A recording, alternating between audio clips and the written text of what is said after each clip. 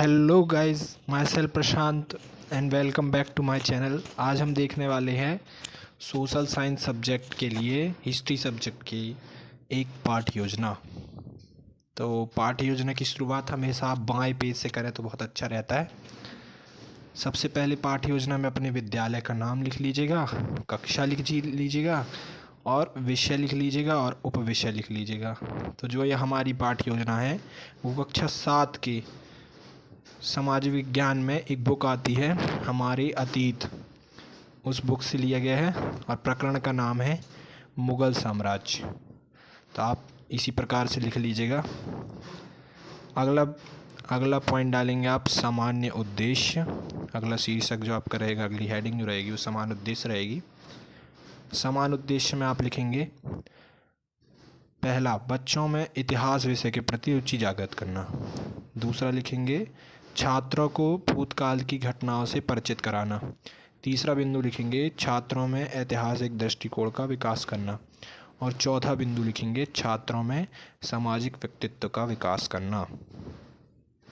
इसके बाद हम अगले पॉइंट पे आ जाएंगे और हमारा अगला बिंदु रहेगा विशिष्ट उद्देश्य।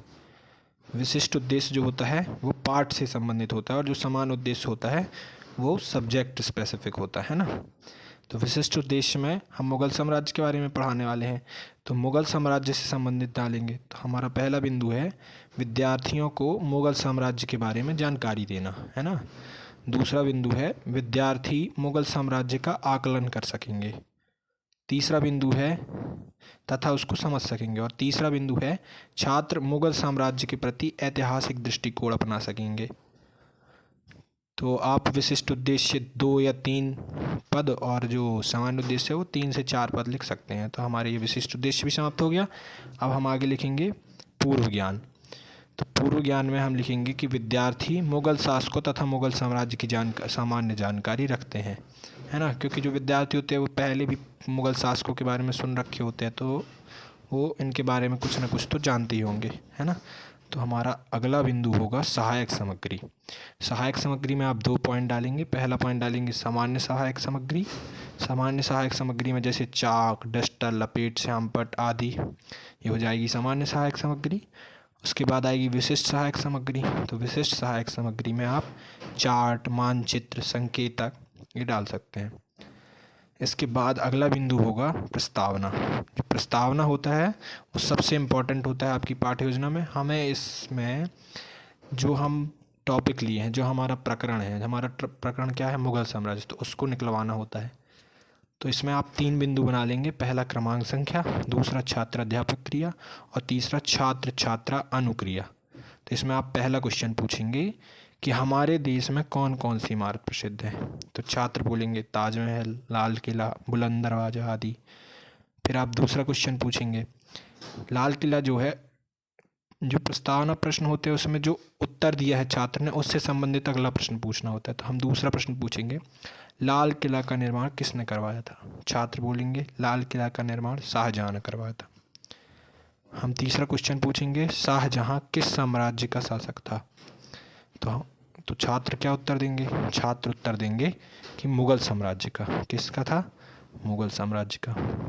हम अगला क्वेश्चन पूछेंगे, मुग़ल साम्राज्य के बारे में आप लोग क्या जानते हैं। तो छात्र मौन हो जाएंगे। यही हमारा समस्यात्मक प्रश्न होगा। और जैसे ही हमारा ये क्वेश्चन समाप्त होगा वैसे ही हम अपना उद्देश्य कथन बोलेंगे कि बच्चों आज हम मुग़ल साम्राज्य के बारे में विस्तार से अध्ययन करेंगे, है ना। अब जो जैसे ही आपका उद्देश्य कथन आप बोल देते हैं तो आप प्रस्तुतिकरण करेंगे, है ना। प्रस्तुतिकरण के लिए आप 2 पेज इसमें बनाइएगा तो बहुत साफ और बहुत सफिशिएंट जगह मिल जाएगी, तो अच्छे से अच्छे आप तैयार कर पाएंगे। तो प्रस्तुतिकरण में आप मुख्यतः 5 बिंदु बनाएंगे। पहला शिक्षण बिंदु, दूसरा छात्र अध्यापक कथन, और लड़कियां होंगी तो वो छात्र अध्यापिका कथन बना लेंगी। तीसरा बिंदु डालेंगे छात्र छात्रा क्रियाएं। चौथा बिंदु डालेंगे शिक्षण विधि और 5वां बिंदु डालेंगे श्यामपट्ट कार्य। तो पहला शिक्षण बिंदु लिखेंगे मुग़ल साम्राज्य की स्थापना। तो इसमें लिखेंगे छात्र अध्यापक व्याख्या करते हुए बताएंगे कि मुग़ल जब हिंदुस्तान आए थे तो यह कोई नहीं जानता था कि वह 300 वर्षों तक राज करेंगे। उससे पहले भारत पर बाहर से आए कई लुटेरों ने हमला किया था। भारत के वीर योद्धाओं ने उन्हें हराया भी था, लेकिन मुग़लों ने भारतीय राज्यों पर हमला कर उन पर अधिकार कर लिया और मुग़ल साम्राज्य की स्थापना की। छात्र छात्रा क्रिया में आप लिखेंगे कि छात्र ध्यानपूर्वक सुनेंगे, और शिक्षण विधि में आप लिखेंगे कि व्याख्या विधि थी। श्याम पटकार हम लोग एक साथ देख लेंगे। अब बोधात्मक प्रश्न इसके बाद आप पूछेंगे कि मुग़लों ने कितने वर्ष शासन किया, तो छात्र बताएंगे 300 वर्ष। तो हमारा पहला शिक्षण बिंदु समाप्त होता है। अब हम दूसरा शिक्षण बिंदु डालेंगे।